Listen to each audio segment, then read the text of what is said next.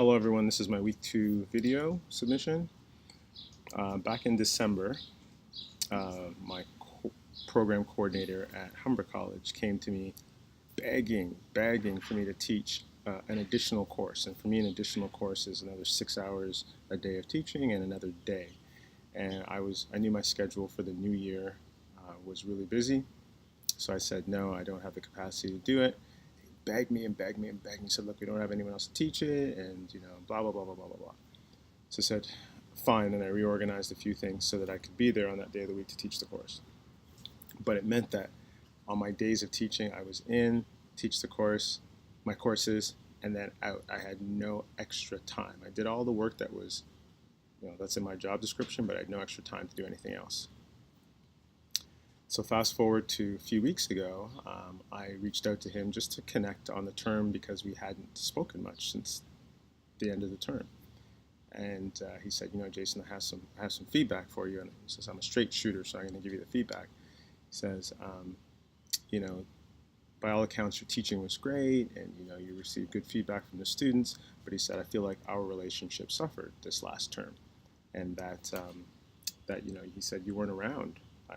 We didn't communicate all term, and you weren't around, and you weren't able to be at the extra pieces to support the students. So like going to the evening events and when students are presenting and things like that. So that was the feedback. And as I got the feedback, the first thing I'm thinking is, well, wait a minute. You begged me to take this course, and I told you I had no bandwidth. And now you're telling me that you give me this feedback that I wasn't able to do the extra stuff. I'm like, can you not connect the dots? So as I revisit the feedback and I ask myself the question, what if they're right? The question is really designed to help me extract, well, what's the truth in what they're saying? And the truth is that he's absolutely right. I came in, taught my courses, and was out. I didn't connect with a lot of the other faculty because there was just no time for me to do it. I didn't support the students outside of the classroom beyond just meetings around course things. So what if he's right? He was absolutely right. And him and I didn't communicate a lot during the term.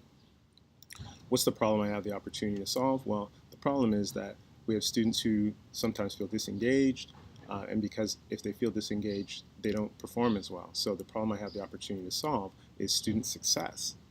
So now it starts to get me outside of just the feedback he gave me and starts to help me to see things on a bigger level. What are the expectations the giver of feedback may not have previously communicated? I was following my job description, okay, and doing everything by the book as it relates to teaching my course effectively. But what I'm learning about his expectations is he wants everyone to be around. He wants the faculty team to be a tight-knit team. He wants us to participate outside of the classroom. So that gets me to start to think, well, if I'm going to take on a teaching assignment, I need to have all of that now in mind because I need to have the bandwidth to do those things. And if I want the success for the students, it's not about me being right or wrong in this situation. It's about me trying to understand his expectations so that I can meet them and then I can surpass them. What stories did I tell myself about the deliverer feedback? Well, at first I was like, well, wait a minute. Why are you telling me this? Why are you giving me this feedback when I told you that I couldn't teach this? Like I had no bandwidth to teach this course. I had to rearrange my whole life to fit it in because you begged me to do it. I started, putting some stories on the feedback like, man, this is a little bit ungrateful, right? After I went out of my way to do, to take on this extra course. What positive stories can I put on the feedback? Look, at the end of the day, the positive story that I put on it is that my program coordinator, he really cares about the students and he really cares about the culture and the environment that we have at Humber. So if I get outside of my ego and how the feedback relates directly to me and think about the big picture, is that the feedback is designed, this positive story rather, is that he wants the best for the students and he wants the best for the culture with the faculty.